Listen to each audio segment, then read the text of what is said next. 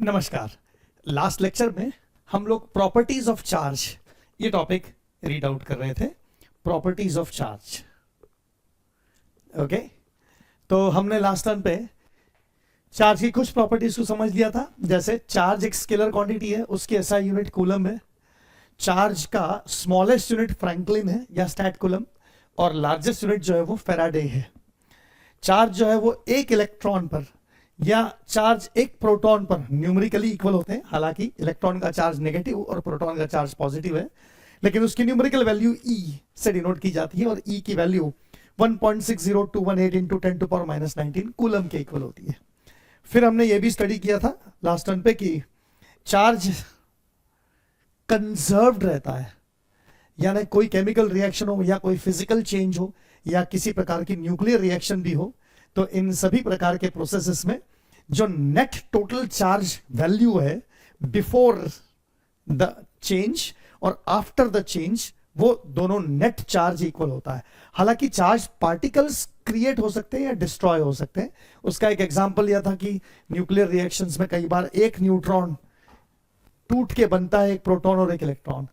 तो प्रोटॉन और electron create हुए, चार्ज पार्टिकल क्रिएट हुए, पहले न्यूट्रल पार्टिकल था, लेकिन नेट टोटल चार्ज पहले जीरो था और बाद में भी नेट टोटल चार्ज तो जीरो ही है। तो इस प्रकार से टोटल चार्ज हमेशा कंजर्व्ड रहता है, और चार्ज क्वांटाइज्ड है, मतलब चार्ज की एक स्मॉलेस्ट वैल्यू है और वो है एक इलेक्ट्रॉन पर चार्ज।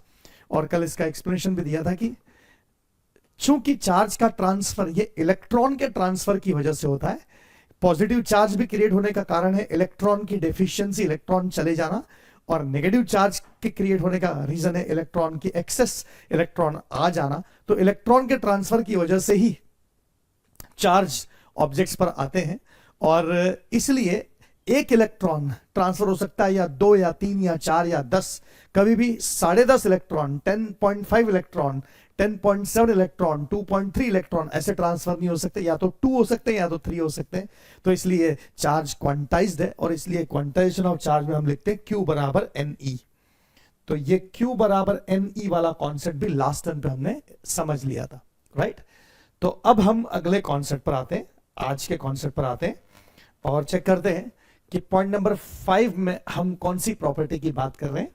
तो like charges repel each other, मतलब अगर दो पॉजिटिवली चार्ज ऑब्जेक्ट्स होंगे तो वो एक दूसरे पर रिपल्शन का फोर्स अप्लाई करेंगे, या दो नेगेटिवली चार्ज पार्टिकल्स होंगे तो भी वो एक दूसरे पर रिपल्शन का फोर्स अप्लाई करेंगे। एंड अनलाइक चार्जेस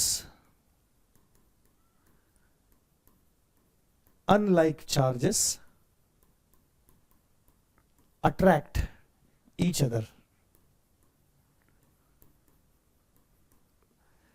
जो लाइक चार्जेस है, जो एक जैसे चार्जेस है, सिमिलर चार्जेस है, पॉजिटिव पॉजिटिव या नेगेटिव नेगेटिव, ऐसे चार्ज ऑब्जेक्ट्स एक दूसरे को रिपेल करते हैं। और जो अनलाइक चार्जेस है, यानी कि एक पॉजिटिवली चार्ज ऑब्जेक्ट है और एक नेगेटिवली चार्ज ऑब्जेक्ट है, तो ये दोनों ऑब्जेक्ट एक दूसरे को अट्रैक्ट करेंगे, राइट। फिर पॉइंट नंबर 6 में charge is invariant. This means that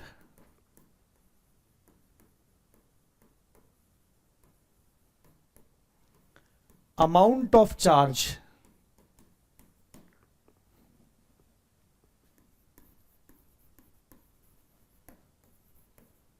do not change with change in frame of reference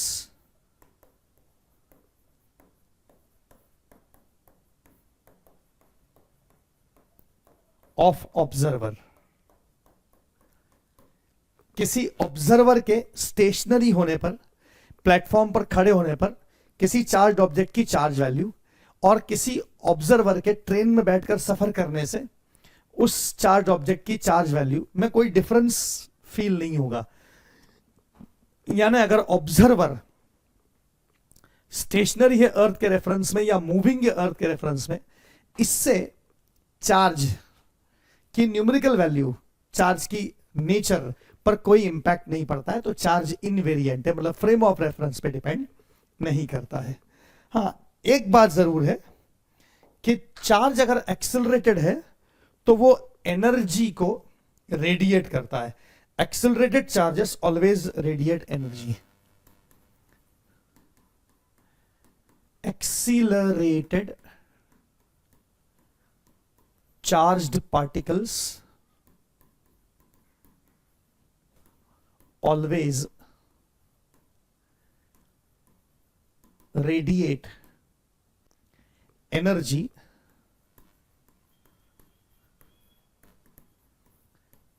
in form of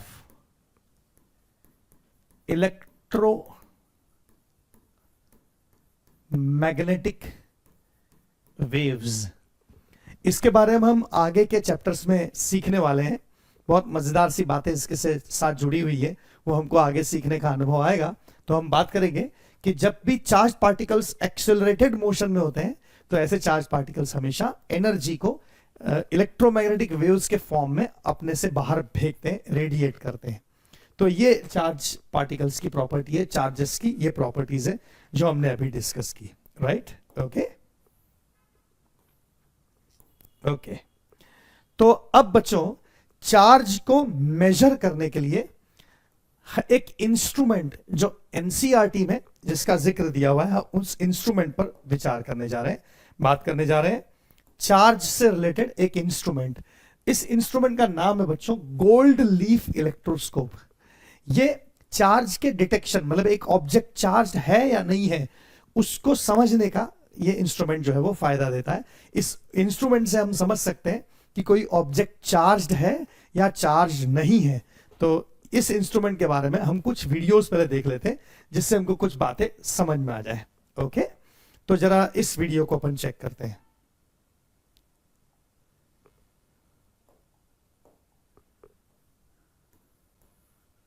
जरा इस वीडियो को एक बार चेक कर ले बच्चों, इस वीडियो को आप देख लें।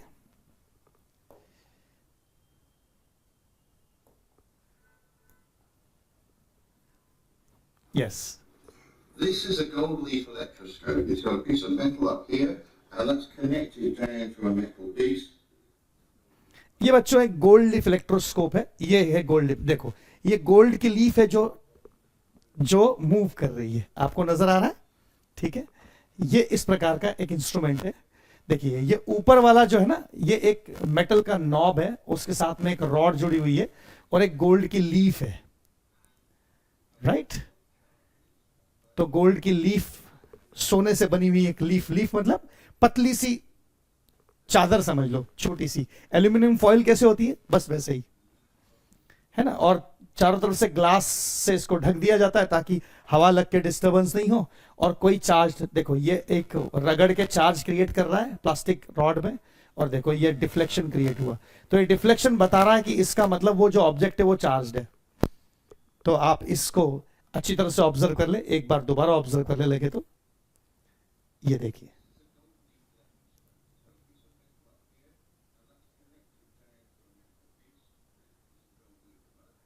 है ना, ये रॉड पास में लाया, ये गोल्ड लीफ जो है वो डिफ्लेक्ट हुई। ठीक है, बात समझ में आई आपको? इस इंस्ट्रूमेंट को बोलते हैं गोल्ड लीफ इलेक्ट्रोस्कोप। एक और वीडियो अपन देख लेते हैं इससे संबंधित, तो आपकी बात अच्छी तरह समझ में आ जाएगी। देख लेते हैं जरा इसको। ये भी गोल्ड लीफ इलेक्ट्रोस्कोप ही है। ये देखिए, ये इसके ऊपर का मेटल का एक बेस होता है, राउंड रिंग जैसे, डिस्क जैसी है मेटल की। ये मेटल का रॉड है और ये जो है वो बीच में है। ये भी दूसरा इलेक्ट्रोस्कोप है। ये एल्यूमिनियम फॉइल से बनाया है उन्होंने। ये मेटल का नॉब है, ये पूरा रॉड है, ये कॉर्क में से अंदर जा रहा है और इसको कांच के एक फ्लास्क के अंदर फिट किया हुआ है। ओके, और ये एल्यूमिनियम फॉइल्स लगा रखी है उन्होंने। ये दो एल्यूमिनियम फॉइल्स हैं, ये देखिए।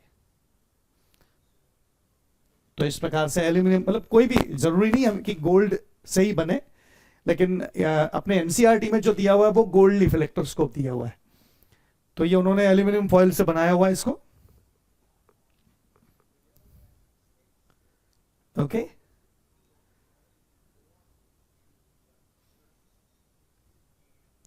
तो ये दो फॉइल्स जो है वो ऐसे डिफ्लेक्ट होंगी अगर कोई चार्ज ऑब्जेक्ट इसके पास लाया जाएगा, इसके नॉब के पास। इसका प्रिंसिपल अपन समझेंगे तो बात अच्छी तरह समझ में आ जाएगी आपको, लेकिन ये चार्ज को डिटेक्ट करने के काम आता है। ये भी ये गोल्ड लीफ इलेक्ट्रोस्कोप जैसा ही है, ये गोल्ड लीफ इलेक्ट्रोस्कोप है। ये वाली जो लीफ है ये गोल्ड की लीफ है, ये वाली जो लीफ है ये मेटल का ऊपर डिस्क जैसा है, मेटल का रॉड, ये इंसुलेटर मटेरियल है जो बाहर की फ्रेम भले ही मेटल की हो, ये इंसुलेटर फ्रेम और अंदर का रॉड आपस में टच नहीं है।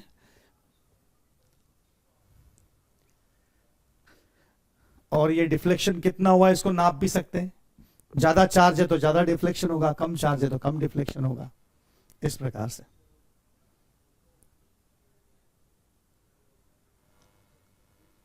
अभी ये किसी चार्ज ऑब्जेक्ट को वो चार्ज करने के लिए वो रब करते हैं, रगड़ते हैं, तो रबिंग से फ्रिक्शनल इलेक्ट्रिसिटी क्रिएट होती है। अपन आगे सीखने वाले हैं इस बात को।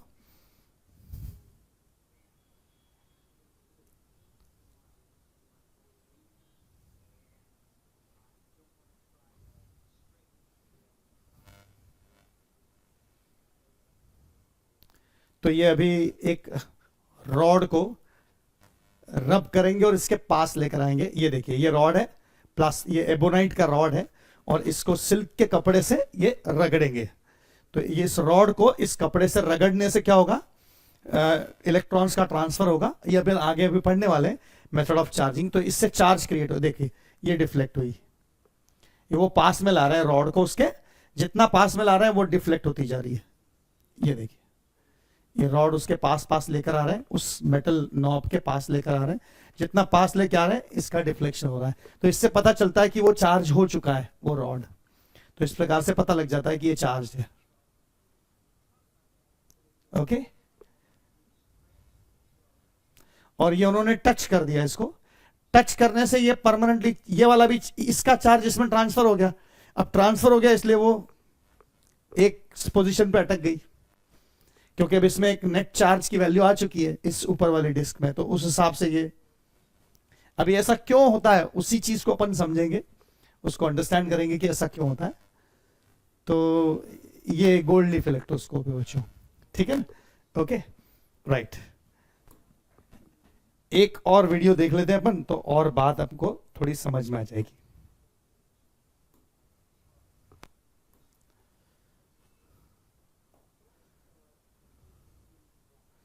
एक वीडियो और देख लेते हैं बच्चों,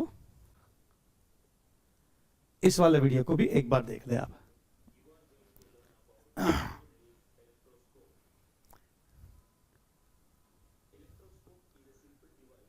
Electroscope is a simple device which is used to test the presence of charge on a body.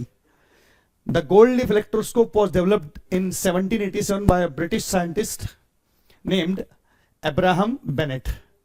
Gold and silver are among the best conductors of electric current and hence leaves of these metals are used in electroscope. Gold और silver जो है वो अच्छे conductors माने जाते हैं, है ना। तो अब स्ट्रक्चर गोल्ड लीफ इलेक्ट्रोस्कोप कैसे बनता है, तो it consist of a glass bell jar, एक ऐसा बेल जार है in a circular groove of a false wooden base, ये नीचे एक वुडन बेस है।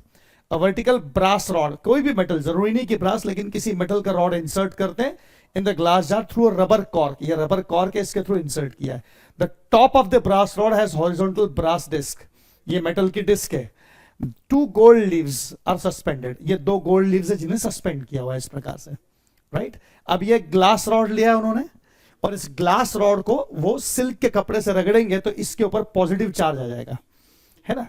अभी फिलहाल इस ग्लास रॉड को बिना चार्ज किए उन्होंने किया तो इसमें कोई डिफ्लेक्शन नहीं है, नो डाइवर्जेंस, कोई, क्योंकि इस पर चार्ज नहीं है अभी फिलहाल, ठीक है। लेकिन जैसे ही इस ग्लास रॉड को वो किसी कपड़े से रब करेंगे, सिल्क के कपड़े से, तो ग्लास रॉड पे ये देखो, ये सिल्क के कपड़े से ग्लास रॉड को रब किया, तो ऐसा करने से ग्लास रॉड पर पॉजिटिव चार्ज क्रिएट हो जाएगा। तो ये ग्लास रॉड अब जब पास में लाएंगे तो इसमें डिफ्लेक्शन क्रिएट होगा, अब इसमें डाइवर्जेंस क्रिएट होगा। तो ये डाइवर्जेंस क्रिएट होना, इसका मतलब इससे पता चलता है कि अच्छा ये इस पे चार्ज आ गया है. Okay, right. अब ऐसा क्यों होता है, उसका रीजन वो एक्सप्लेन कर रहे हैं. तो जब ये रगड़ा जाएगा ग्लास रॉड सिल्क के कपड़े से, तो सिल्क के कपड़े में ग्लास के कुछ इलेक्ट्रॉन्स जाके चिपक जाएंगे. तो ग्लास से इलेक्ट्रॉन निकल जाने से वो पॉजिटिवली चार्ज हो गया और सिल्क का कपड़ा जो है वो नेगेटिवली चार्ज हो गया. अब ये पॉजिटिवली चार्ज रॉड आप इसके पास लेके आ रहे हो. अब ये मेटल का बना हुआ है, तो मेटल का बना हुआ है तो क्या होगा, इलेक्ट्रॉन्स जो इसके हैं वो इसके साथ अटैच हो गए. अगर इसको टच कर दिया, इसको इससे टच कर दिया, तो इलेक्ट्रॉन्स ट्रांसफर हो जाएंगे इधर पॉजिटिव की तरफ अट्रैक्ट होके. तो इसलिए इस मेटल में से इलेक्ट्रॉन्स की कमी हो जाएगी. तो इसलिए इस तरफ भी पॉजिटिव चार्ज आएगा और इस तरफ लीफ है ना दो, तो उसके दोनों हिस्सों में इधर भी पॉजिटिव चार्ज. तो ये पॉजिटिव पॉजिटिव एक दूसरे को रिपेल करेंगे, तो वो लीव्स जो है वो दूर जाएंगी, डाइवर्जेंस होगा उसमें. ये टच करने पर, अगर आपने इससे टच किया, अब ये उसने एबोनाइट रॉड लिया, एबोनाइट रॉड को वुलन क्लॉथ से रगड़ा, एबोनाइट रॉड पे नेगेटिव चार्ज क्रिएट होता है. एबोनाइट रॉड पे नेगेटिव चार्ज क्रिएट होता है. प्लास्टिक रॉड पे भी नेगेटिव चार्ज क्रिएट होता है. तो यानी वुल से कुछ इलेक्ट्रॉन्स यहां पर आ गए. अब ये इसको टच किया, तो इसको टच करने से क्या होगा कि यहां जो इलेक्ट्रॉन्स हैं इनमें से कुछ इलेक्ट्रॉन्स जो है वो इधर ट्रांसफर हो गए. अब इस लीफ पे और इस लीफ पे एक्स्ट्रा इलेक्ट्रॉन्स आ गए, तो इलेक्ट्रॉन्स की वजह से वो रिपल्शन क्रिएट हुआ और ये दोनों डाइवर्जेंस क्रिएट करेंगे. तो इस सिचुएशन में हर बार एक चार्ज्ड ऑब्जेक्ट को इस मेटल जो डिस्क है उस डिस्क से टच किया है, तो टच करते ही इस पर जो चार्ज है वो चार्ज यहां ट्रांसफर हो जाता है. अगर ग्लास रॉड को टच किया तो इस पर पॉजिटिव चार्ज ट्रांसफर हुआ था और एबोनाइट रॉड से नेगेटिव चार्ज ट्रांसफर हुआ. ठीक बात है, राइट. तो इस प्रकार से हमें पता चलता है कि ये इस प्रकार से क्रिएट हुआ. ठीक है ना बच्चों, ओके, राइट. तो जरा अब इन वीडियोस को मैं हटा देता हूं और आपको जो सिखाना चाहता हूं गोल्ड लीफ इलेक्ट्रोस्कोप, मेरे ख्याल से अब आप आसानी से इस बात को सीख जाओगे. ओके, मुझे आपको गोल्ड लीफ इलेक्ट्रोस्कोप के बारे में सिखाना है, राइट. तो इसका डायग्राम यहां पर हमारे पास बना हुआ है गोल्ड लीफ इलेक्ट्रोस्कोप का. गोल्ड लीफ इलेक्ट्रोस्कोप का ये डायग्राम है, ठीक है, राइट. थोड़ा सा इसको एनलार्ज कर लेते हैं तो अच्छी तरह दिखाई देगा आपको. यह है गोल्ड लीफ इलेक्ट्रोस्कोप. तो दिख रहा है आपको, इसमें एक ब्रास के डिस्क है, बीच में से एक मेटल या ब्रास का रॉड जा रहा है और गोल्ड लीव्स इस पे अटैच्ड है, लटकी हुई है गोल्ड लीव्स इस प्रकार से. ठीक है, और ये कॉर्क है या इंसुलेटर मटेरियल है जिसके थ्रू वो मेटल का रॉड उस पे टाइटली फिक्स्ड है ना. और इस प्रकार से इसे गोल्ड लीफ इलेक्ट्रोस्कोप कहते हैं. अब अगर आपने यहाँ पे एक नेगेटिवली चार्ज रॉड को लाया या पॉजिटिवली चार्ज रॉड को लाया, तो जो रॉड है उस पर जो चार्ज है अगर उसको टच कर दिया तो वही चार्ज इस पर ट्रांसफर हो जाएगा, राइट. ओके, और वो चार्ज दोनों लीव्स पर आ जाएगा. तो दोनों लीव्स सिमिलर चार्ज वाली होंगी, तो सिमिलर चार्ज होने से वो रिपेल करेंगे एक दूसरे को, तो आपको डाइवर्जेंस नजर आएगा. तो इसे बोलते हैं गोल्ड लीफ इलेक्ट्रोस्कोप, है ना. तो अब इसके बारे में कुछ बातें मैं यहां लिख देता हूं तो आपकी बात समझ में आ जाएगी. It is a device which is used to detect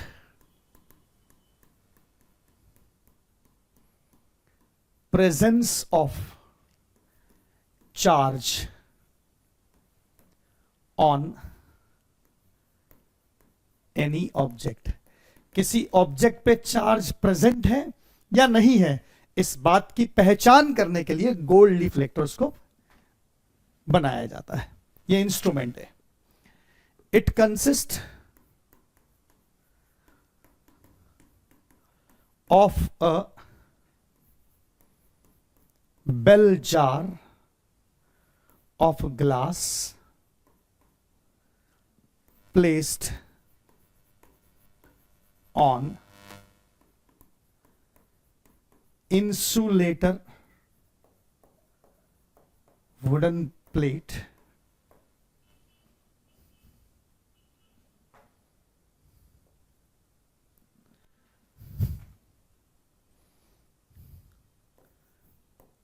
a metal rod passes through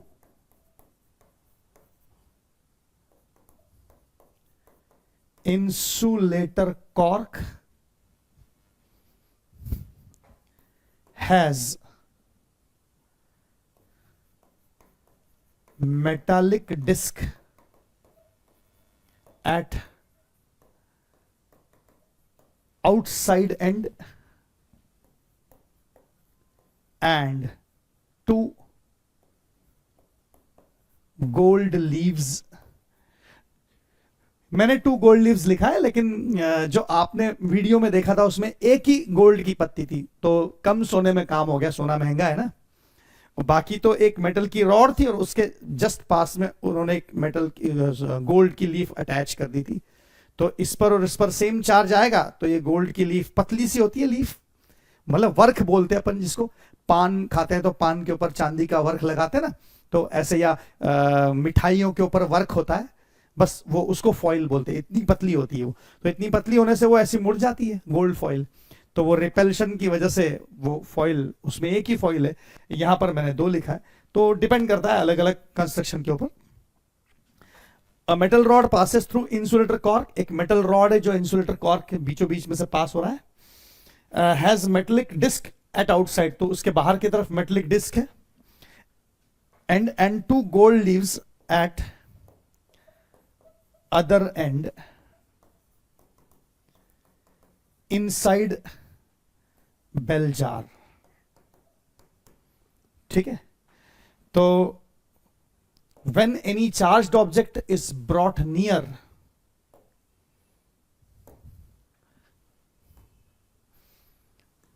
when any charged object is brought near to metal disc or is touched to metal disc,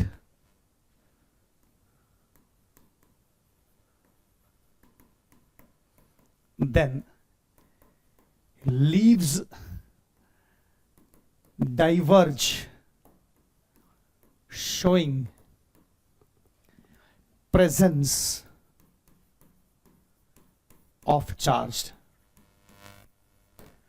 leaves जो है वो diverge होती है और उससे पता चलता है कि जिस वस्तु को आपने पास में लाया था या मेटल नॉब से टच किया उसमें चार्ज है, ये उससे पता चल जाता है। ठीक है, कॉन्सेप्ट पकड़ में आ गया गोल्ड लीफ इलेक्ट्रोस्कोप का। ये एनसीईआरटी में दिया हुआ टॉपिक है, तो हमें कवर करना जरूरी है। आपको पता होना चाहिए कि ये चार्ज के प्रेजेंस को डिटेक्ट करने वाला इंस्ट्रूमेंट है, right. Okay, gold leaf electroscope. अब बात करते हैं बच्चों अगले टॉपिक की, जिसमें थोड़ी सी हम बात करेंगे कंडक्टर्स और इंसुलेटर्स के बारे में। ऊपर गोल्ड शब्द आया था, मेटल शब्द आया था, तो मेटल्स जो है वो अच्छे कंडक्टर है, राइट। ओके, तो हम कंडक्टर्स और इंसुलेटर्स के बारे में थोड़ी सी बात कर रहे हैं। तो हम इसको इस प्रकार समझ सकते हैं कि if a charged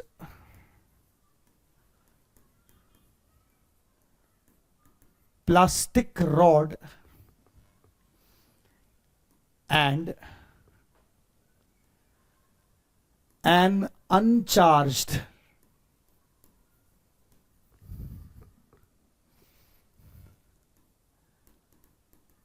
pith ball, ये एग्जाम्पल एनसीईआरटी में दिया हुआ एग्जाम्पल है, इसलिए मैं स्पेसिफिकली यही एग्जाम्पल ले रहा हूं, क्योंकि बच्चों हमारी एग्जाम्स में एनसीईआरटी में जो लिखा होता है ना उसका बड़ा इंपॉर्टेंस होता है। Okay, if a charged plastic rod and an uncharged pith ball are connected by a copper wire, then neutral pith ball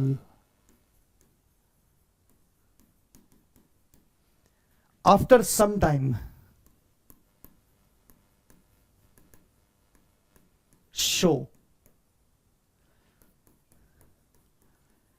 presence of charge।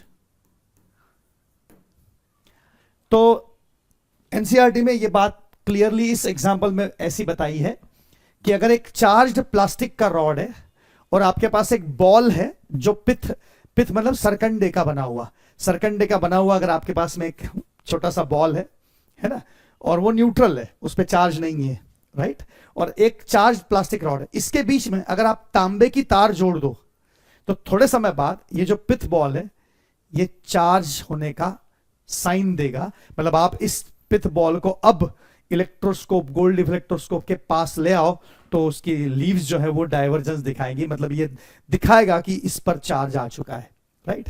तो ये चार्ज कहां से आया? ऑफ कोर्स प्लास्टिक रॉड से बहता हुआ चार्ज जो है वो पिथ बॉल तक पहुंचा, ठीक है। Point number 2, but if charged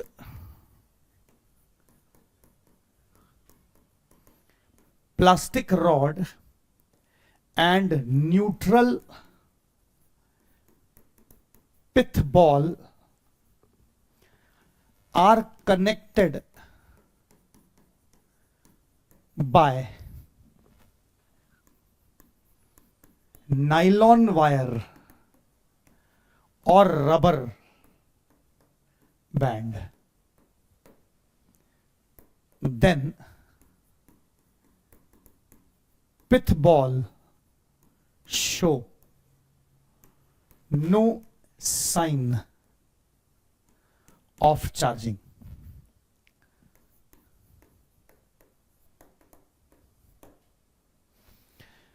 तो अगर उसी प्लास्टिक चार्ज्ड रॉड और पिथ बॉल जो न्यूट्रल है इनिशियली, इनके बीच में कनेक्शन कॉपर वायर की बजाय नायलॉन के थ्रेड, नायलॉन के धागे या रबर बैंड से कर दे तो इस बार पिथ बॉल पर कोई चार्ज नहीं आएगा। इससे पता क्या चलता है आपको कि जो कॉपर वायर थी वो गुड कंडक्टर ऑफ चार्जेस है, मतलब उसके अंदर से इलेक्ट्रिक चार्ज फ्लो हो सकता है, और नायलॉन की जो वायर है उसमें से चार्ज फ्लो नहीं हुआ। तभी तो जब आपने तांबे की तार से जोड़ा तो प्लास्टिक के रॉड से चार्ज बहता हुआ पिथ बॉल तक पहुंचा, यानी चार्ज का फ्लो हुआ। लेकिन जब आपने नायलॉन की वायर से जोड़ा तो चार्ज का फ्लो नहीं हुआ। इसका मतलब कुछ materials good conductor of charge या इलेक्ट्रिसिटी होते हैं और कुछ मटेरियल बैड कंडक्टर, अच्छे कंडक्टर नहीं होते, अच्छे चालक नहीं होते जो चार्ज को एक जगह से दूसरी जगह ट्रांसफर कर सके। तो कंडक्टर्स उन्हें कहते हैं जो चार्ज को अपने अंदर से अलाउ करते हैं ट्रांसफर होने के लिए, और इंसुलेटर्स उन्हें कहते हैं जो अपने अंदर से चार्ज को ट्रांसफर होना अलाउ नहीं करते हैं। तो ऐसे दो कैटेगरी के मटेरियल्स होते हैं, ठीक है। अब इसका रीजन जो है वो बहुत सिंपल है कि ऐसा क्यों होता है, क्योंकि हर मटेरियल बना होता है एटम से, मॉलिक्यूल से, यानी इलेक्ट्रॉन्स, प्रोटॉन्स और न्यूट्रॉन्स से, राइट। जिसमें से न्यूट्रॉन्स और प्रोटॉन्स तो न्यूक्लियस के अंदर बंधे हुए हैं, लेकिन जो इलेक्ट्रॉन्स है उनमें से जो आउटर मोस्ट इलेक्ट्रॉन्स है वो लूजली बाउंड हो सकते हैं या टाइटली बाउंड हो सकते हैं। अगर अपने न्यूक्लियस के अंदर प्रोटॉन से हर इलेक्ट्रॉन टाइटली बाउंड है तो वो इलेक्ट्रॉन उस एटम के अंदर ही मौजूद रहेगा, वहां से लूज होकर बाहर नहीं निकल सकता। अगर वो निकल पाया तो ऐसे फ्री इलेक्ट्रॉन्स जिस पदार्थ में मौजूद होंगे वो फ्री इलेक्ट्रॉन्स एक जगह से दूसरी जगह मूव होने के केपेबल है, वही चार्ज को एक जगह से दूसरी जगह कंडक्ट करा सकते हैं। तो ऐसे मटेरियल्स कंडक्टर्स बनते हैं जिनमें फ्री इलेक्ट्रॉन्स मौजूद होते हैं। तो जितने मेटल से बचो वो सारे गुड कंडक्टर्स ऑफ इलेक्ट्रिसिटी है, क्योंकि उनमें फ्री इलेक्ट्रॉन्स अवेलेबल है। फ्री इलेक्ट्रॉन मतलब उस इलेक्ट्रॉन का अपने पेरेंट एटम के न्यूक्लियस से अट्रैक्शन स्ट्रांग नहीं है। तो वो एटॉमिक कॉन्फ़िगरेशन, वो इलेक्ट्रॉनिक कॉन्फ़िगरेशन पर बेस्ड होता है कि किस प्रकार का कॉन्फ़िगरेशन है तो किस प्रकार का सिचुएशन होगा, ठीक है ना। जनरली जिनके आउटर मोस्ट शेल में एक या दो ही इलेक्ट्रॉन होते हैं, वो वाले जो एटम्स हैं वो अच्छे कंडक्टर ऑफ इलेक्ट्रिसिटी बनते हैं जनरली। बहुत मैं एग्जैक्ट नहीं बोल रहा हूं, लेकिन जनरली ऐसा होता है ना, कि वो जो आउटर मोस्ट इलेक्ट्रॉन्स हैं एक या दो, उनका न्यूक्लियस से साथ में जो संबंध है, जो अट्रैक्शन फोर्स है, वो कमजोर होता है, तो वो आसानी से अपने एटम को छोड़कर आवारा इलेक्ट्रॉन्स बन जाते हैं और वो पूरे मटेरियल में इधर उधर घूमते रहते हैं। तो ऐसे फ्री इलेक्ट्रॉन्स जो मटेरियल प्रोवाइड करता है उनको बोलते हैं गुड कंडक्टर्स ऑफ इलेक्ट्रिसिटी। तो लेकिन कुछ ऐसे होते हैं जिनके आउटर मोस्ट शेल में 4 या 5 इलेक्ट्रॉन्स होते हैं, तो ऐसी सिचुएशन में वो इलेक्ट्रॉन लूज करने की बजाय गेन करने में विश्वास रखते हैं। तो ऐसे वाले जो होते हैं उनमें ज्यादा प्रोबेबिलिटी इस बात की होती है कि ये बैड कंडक्टर ऑफ इलेक्ट्रिसिटी, मतलब वो वाले जो एटम्स या मॉलिक्यूल्स हैं उनके अंदर कॉन्फ़िगरेशन ऐसा होता है कि वो इलेक्ट्रॉन्स को लूज नहीं छोड़ पाते। तो उनके जो प्रोटॉन्स, उनके जो न्यूक्लियस के अंदर पॉजिटिव चार्ज है, वो आखिरी इलेक्ट्रॉन को भी पकड़ के रखता है, यानी उनका जो स्ट्रेंथ है फोर्स का वो ताकतवर होता है, तो इसलिए वो लूज नहीं छोड़ पाते। तो ऐसे वाले जो मटेरियल है वो इंसुलेटर बनते हैं। तो जनरली ऑर्गेनिक कंपाउंड जैसे प्लास्टिक या पॉलीमर्स कंपाउंड जैसे प्लास्टिक है, और ऑर्गेनिक कंपाउंड्स जो है वो जैसे क्लॉथ है, रबर है, तो ऐसे कंपाउंड्स जो ऐसे जो मटेरियल्स है उनसे इंसुलेटर्स बनते हैं। तो नाइलॉन ये पॉलीमर है, इसी प्रकार से प्लास्टिक भी पॉलीमर है। तो इस प्रकार के सब्सटेंस या ऑर्गेनिक कंपाउंड जैसे रबर है, तो ये जो है वो अच्छे इंसुलेटर बनते हैं। तो इंसुलेटर अपने अंदर से चार्ज को फ्लो नहीं होने देते और कंडक्टर्स अपने थ्रू से चार्ज को आसानी से फ्लो होने देते हैं। ठीक बात है, राइट। तो पॉइंट नंबर 3 में those material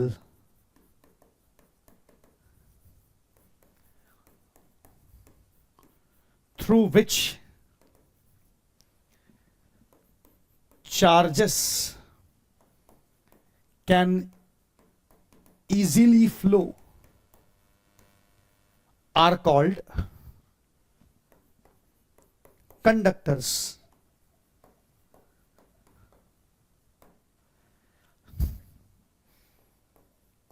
Metals are good conductors of electricity.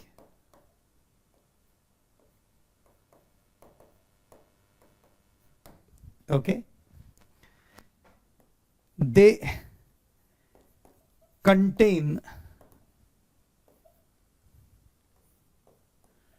free electrons which are responsible for flow of charge.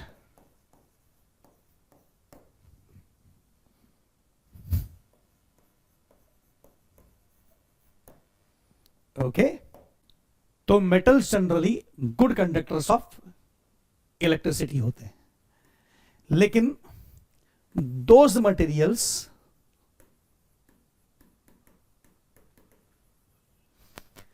Through which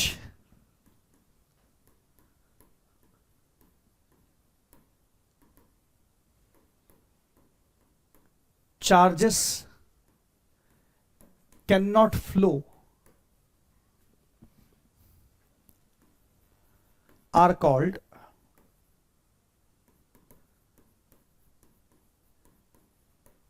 insulators. Okay, rubber,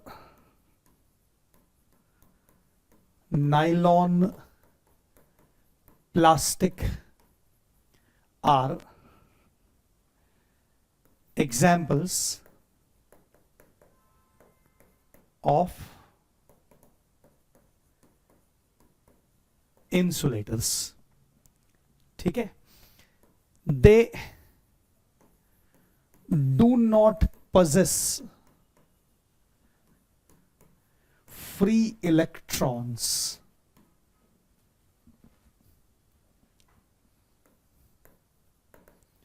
which can move